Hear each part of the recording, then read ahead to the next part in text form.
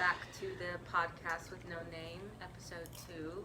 Today we're going to be talking about Avatar: The Last Airbender, the second half of the first book. Well, what you want to do is not necessarily what you're gonna do. They're books. They're called books. I didn't read it when I watched it. This is our special guest, Appa. We also have 2 other air bison with us. One This is... who you have not yet seen. They're the same. He's from the 3rd Air Nomad Temple. They don't talk about it. They're all defective. Yeah. They're all defective. It's where bison like Gus go. It's okay. He smells terrible. Anyways, we've gone a little bit ahead. Way a bit ahead. Yeah, we're in the 3rd book. You didn't now. want to stop watching. Yeah, we binged. This is your first time watching the entire series through, right? Yeah, I've only seen like a handful of episodes beforehand, and I'm like diving in. I'm ready to buy all the merch. I've seen every single episode at least once.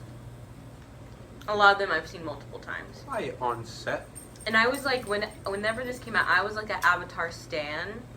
And like, I knew all the lore. Like, I've done extensive research on the Avatar universe. And,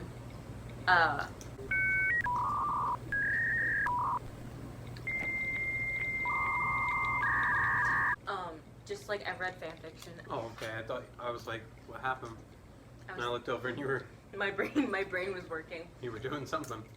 So I'm more experienced than you, so like, So like I'm better than you. half of the experience is watching you watch it for the first time. I mean, it's crazy to think about.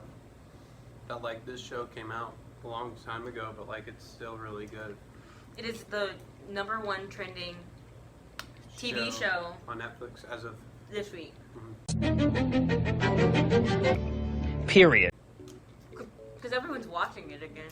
Like, I've seen it all over Twitter. We're the reason why we've been watching it so much. Oh, the binge is back. It's so easy to binge. Because the episodes are only like, what, 20 to 25 minutes. Yeah, they're short. You just like, you're always like, ooh, let's do one more. Like, what is that? Second half of the first season. Zuko. Let's talk about Zuko. The thing about Zuko, He had to glow down. they really synced up his appearance with his like mental state. So like, the more unhappy he is, the uglier he is. Yeah. But the like happier he is, the more hot he is. True. I'm not saying watch the entire series for hot Zuko, but Look at the material. You should be going home You anyway. can be the judge of it. Anyways, yeah, I think it's really interesting.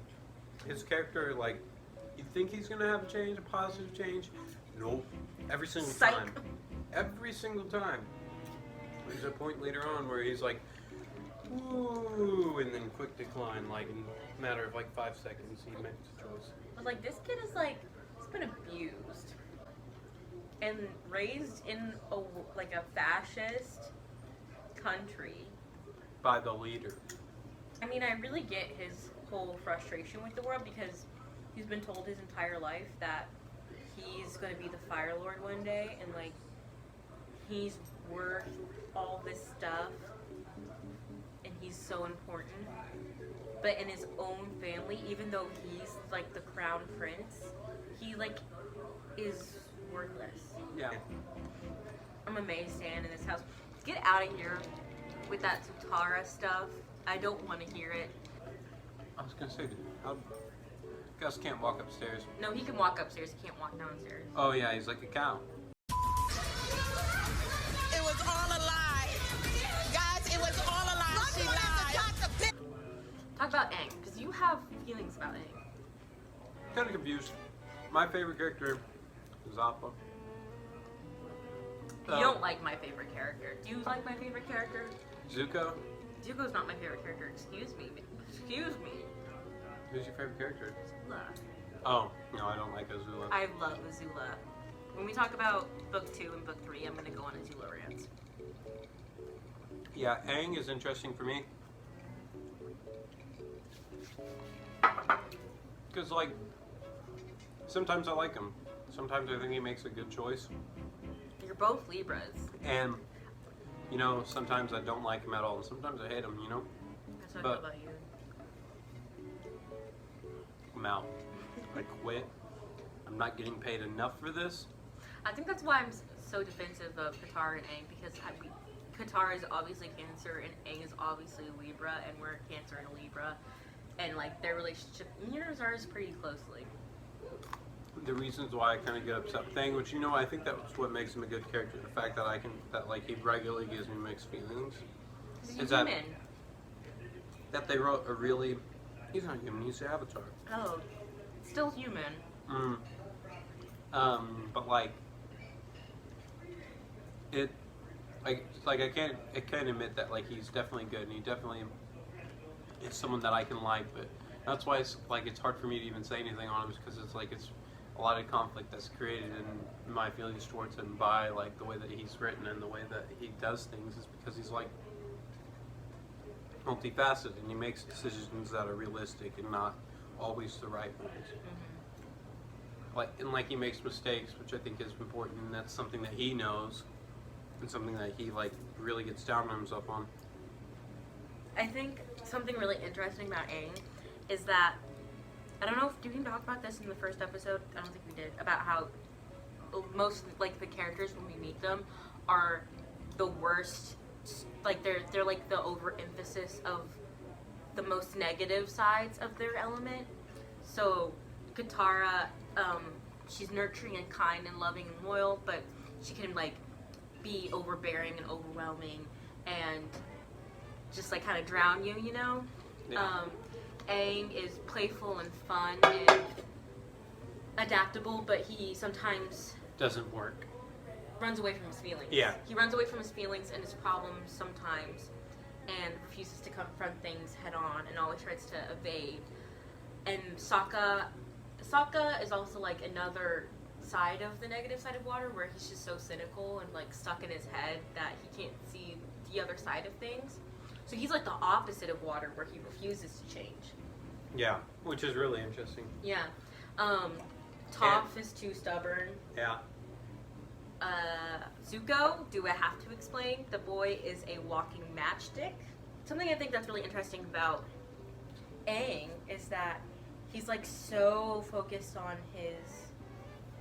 I think something that made him really shy away from wanting to be the Avatar is that he grew up with the monks, and then they're nomadic people. They probably share everything, so he's been used to growing up with sharing everything, but he feels like the burden of the Avatar is only rests on his shoulders. He's alone in that.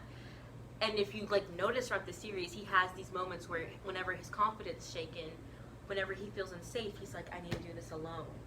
Mm-hmm. He doesn't want to like use his friends, so he kind of like self-isolates because he's so scared of his own failure. Yeah. And it gets to a point where he basically, like him and Zuko, like they're foiled, but like inversely, where Zuko, he's got his honor back, he's, you know, complete again, at least in his own mind. And Aang is like feeling basically at square one in his mind. He's like, everyone thinks I'm dead again, you know. This is supposed to be book 1, and we're like all the way up book 3. Yeah, I guess that's what we get. Zhao. Let's talk about Zhao, because he's a book 1 character. Yeah. What is his problem? I guess he's also supposed to be like the overemphasis of everything wrong with the Fire Nation. He's irrational, he's selfish, he only does things for himself because he wants to be great. He does things without thinking. Yeah. What? Sir. Why would you want to kill the moon? Yeah. I know I'm a Cancer and I'm very defensive of the moon, but why? And then what he like goes on like he says like what his title will be, like The 8 Moon different- Slayer. Yeah, like the Moon Slayer, and like bringing the night or something like that. Or, Yeah. I know that the Fire Nation is imperialist and they want to like conquer the entire world. The only thing I think that this series is missing is showing what they're getting from that. Yeah. Because there's no mention of like them making money. Yeah, like I don't know why they're doing it. They're just doing it. Do they think they're the best? Yeah. I wish they went more into like, because that's a big aspect of colonialism is using the resources to profit from other countries, to profit, selling your goods to people in foreign markets, because like cutting everything off and selling. But as far as we've been shown, there isn't any of that. And I wish that's like the one thing that's missing from this world is showing how like imperialists benefit economically, because that's usually the biggest motivator. Like the only thing that kind of really points to that is like them getting new technologies from the people that they've conquered. You know, like taking things that. But that's still for war. Like they're not making money. Yeah, they're like that. That only continues. You know, it's kind of cyclical. Like they don't get anything from it besides the means to increasingly, you know, be a power and like take over more land, which is interesting. Also, so Fire Nation, they're fascists. They're also very nationalistic. They think the Fire Nation is the best. They're very Hitler-esque. And I wish they because a lot of times when countries have like a surge in like nationalism and like a dictator, when the Fire Lord already existed, usually there's some kind of tragedy. Yeah. And I don't think the Fire Nation had that kind of economic setback, cultural setback that made them want to take over, similar to the fascist dictatorships that we see in our world. I mean, I will say that I'm definitely not fully educated yet in the who's, what's, and whys of, you know, what, of anything yet with this show. But, like, I feel like hopefully we learn more about that before the... No, we do, but it's just, I wouldn't say it's necessarily the most accurate to what we see in the colonialism that happened in our world. Yeah. And Which obviously, is, like, fair. and obviously, like, the show is obviously not meant to be exactly like the real world. Like, if it was, then there wouldn't be airbending or any type of bending at all, you know? So, I think that, but, like, everything still has a reason, like, everything still has a motive, like, you know? Yeah. I'm also surprised that the Fire Nation isn't isolationist. Like, don't you just, like, kind of get this whole, like, isolationist vibe from them, that they would rather be isolationists? Yeah, because, like, their whole idea of their culture is to, like, you know, be very rigid and stuff like that, and they're traveling to all these places that, like... And destroying other people's cultures. Yeah, and destroying other people's cultures, but yet, like, they are gonna have a lot of trouble trying to stop those people from not passing it down in what little way that they can. They can't possibly make everyone like them. Like, as in, you know, they don't change want to. them. They don't want to make everyone like them. They just want to Control it? They want to control everyone who isn't like them and is like them, and they want to. They want to get rid of perceived threats. Yeah. I guess they want to be the only element. Yeah, that's pretty much it. Which, when you think about that, that'd be crazy, because, like, all the possibilities that you could do with just keeping someone around from each element. Like, the fact that they get rid of everyone who's an airbender. That's messed up. But yeah, they're just, like, okay with, like, wiping out entire cultures. That does not sit... I'm like, they're the Which villains. I think is they're the interesting, villains. because how many times do you see people die? Like, I mean, outside of like beforehand, where you're like, yeah, these people you're told that these people die. Mm-hmm. When do you see people die in the show? A lot of people don't die. Like, you Like, just this see is a people kid's get show. like you see people get really hurt, but they don't die. They talk about death a lot, though. Yeah, they talk about it a lot, but you don't see it, which I think is interesting, because it gets kind of on Nickelodeon. Well, yeah, it's on Nickelodeon. I get that. So obviously there's that, you know, that they can't do everything there. You should be able to see Appa. But,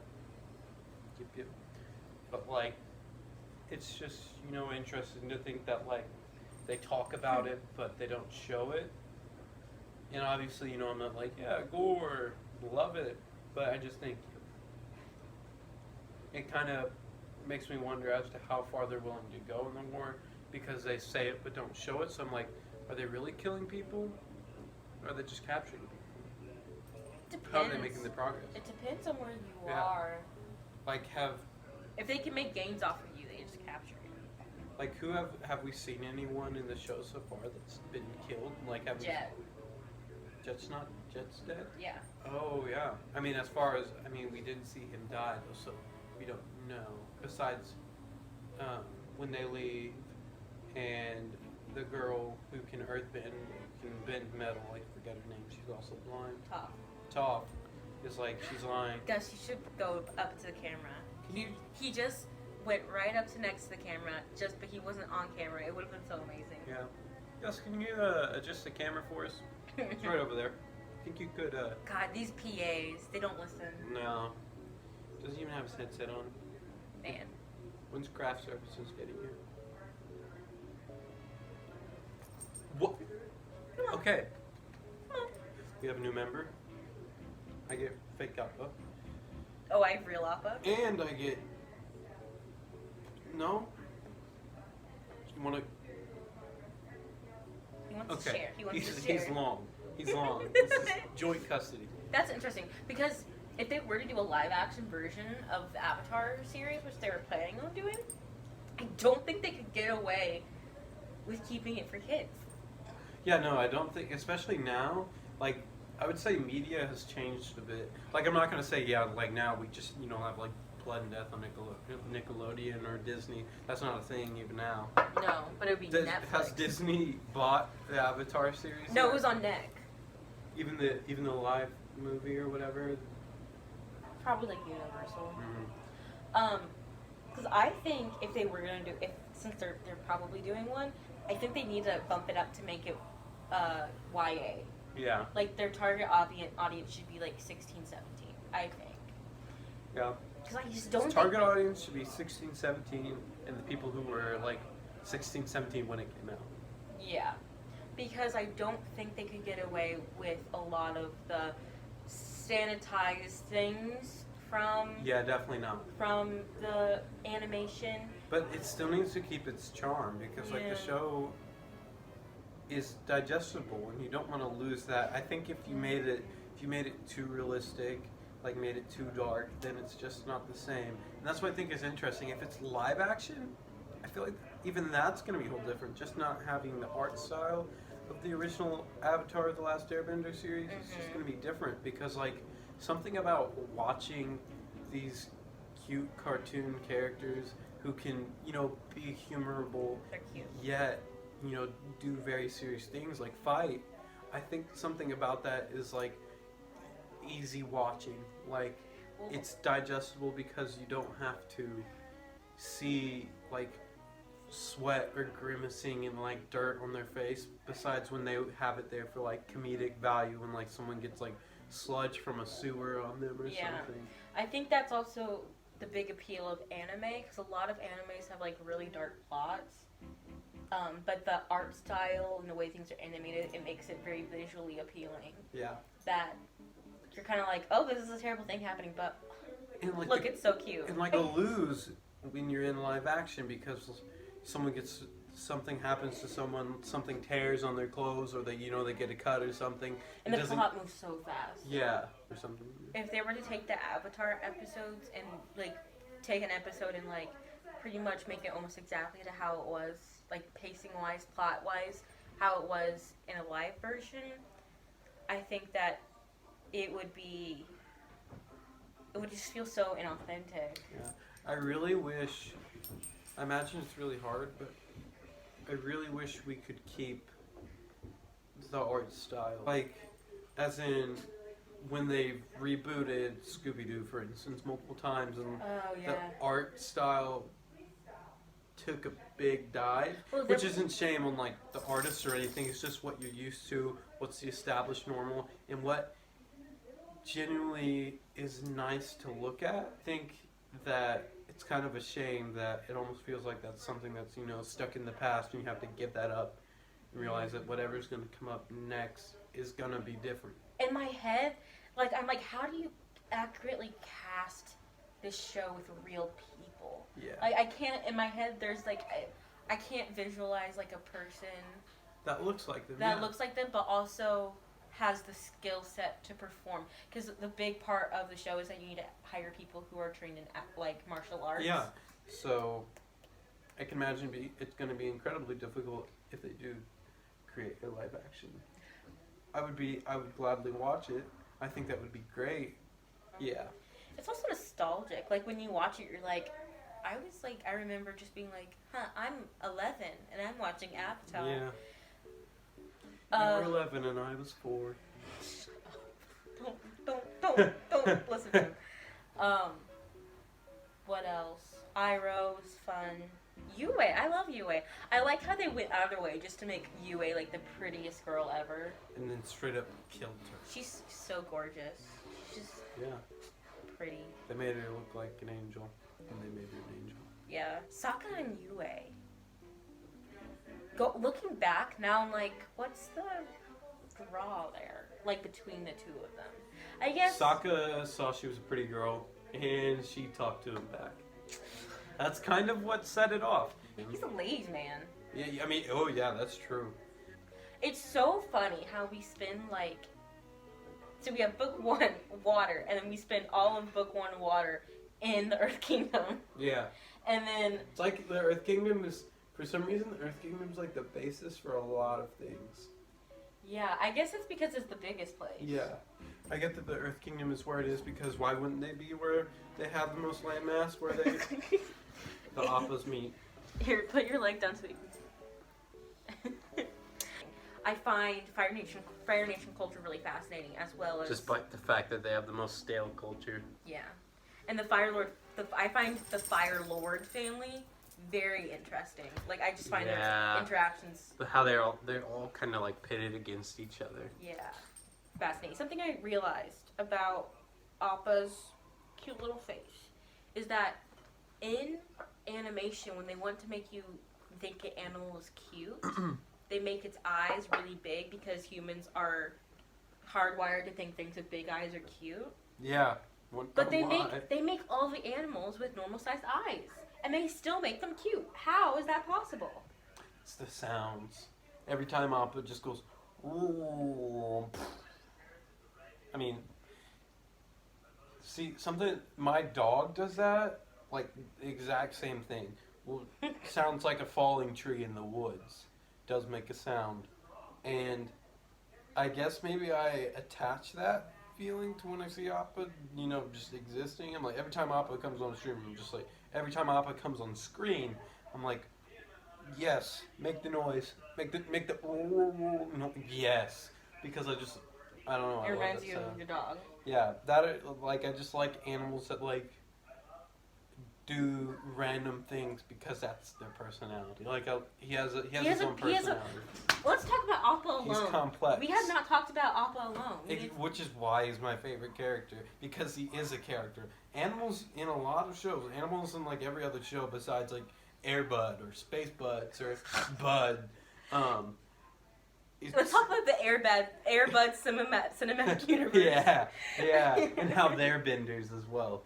No, they don't have personalities. Yeah, but Appa has a personality, and he goes through his own character arcs. He goes through changes. Appa grew up. You can go up the stairs, Gus. Is that why he's crying? Gus is crying because he doesn't know how to fly yet. Come on. Teach him how to walk. Go, Gus, go! Here, do you want me to take you upstairs? So it's because they gave all the animals personalities. They also a lot of things that like the media does. They'll be like, oh, this animal is just evil for no reason and wants to hurt you for no reason. Whereas in Avatar, they give a lot of the animals like their own motivations for like when they like try to hurt the main characters. Well, the animals are a huge part of the Avatar series. Like the badger moles teaching the earthbenders, the two lovers, how to earthbend, or two lovers. Secret tunnel. Secret. So I think that it's really important that the animals have personalities, and I think I really like that there's depth to a lot of things that they do. Like it isn't just, Appa's more than just the companion. He's more than just the ride that they sit on. He's literally like what keeps them together. Yeah, like without Appa, they went crazy. Aang was distraught. They had no way to get around. Aang was a mess. Nothing moves without appa. They can't get place to place like they do without appa. There's just not a form of transportation for that they have their own personal access to. Yeah. Appa is the last of his kind as far as they know at the point that we are in. Yeah, and I just think it's so interesting how Appa is dangerous. He is a Hulk. He is very dangerous, but he just, like, doesn't... He's sweet until, you know, you make him mad, and then he can, like, come in and save the day. He can, you know... Yeah. Do some very strong damage to things. Because even when they're fighting, we don't ever really see his full power. Yeah. Because... He doesn't even have to use it. He doesn't use it. He's like, yeah. So, like, God forbid we ever saw Appa unhinged. Yeah. And so a lot of people just, like, come up to Appa and are like, let's hurt this big, fuzzy, peaceful monster who's never done anything to hurt anyone ever. And... Then they get whopped. Literally whopped. Yeah. Whenever they show the baby air bison... My heart melted. Yes, and then whenever Appa alone goes back to his home temple... And chomps on the bar. And, like, shows the memories of him, like, all the babies biting on things, and then he... They must have gotten fed there. It must be where they get fed. Or maybe it was, like, a teething thing. Yeah. They all came up and nommed on the bar.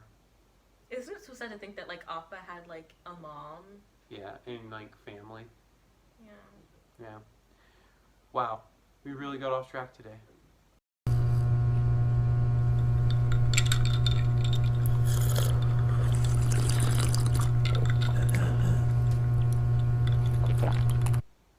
It was worth it. In conclusion... It's a lot. In conclusion, I love Avatar. Have you ever seen Legend of Korra? No. We'll have to watch that next. Okay.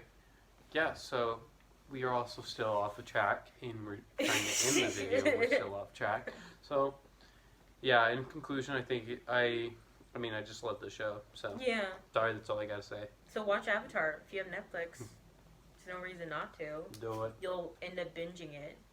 It's really easy to. We'll see you next time. Appa's eyes are on the front of his face, which means he's a predator. Yeah. All right. He's coming for you. Ah! Oh Lord, he coming. Oh Lord. Oh Lord.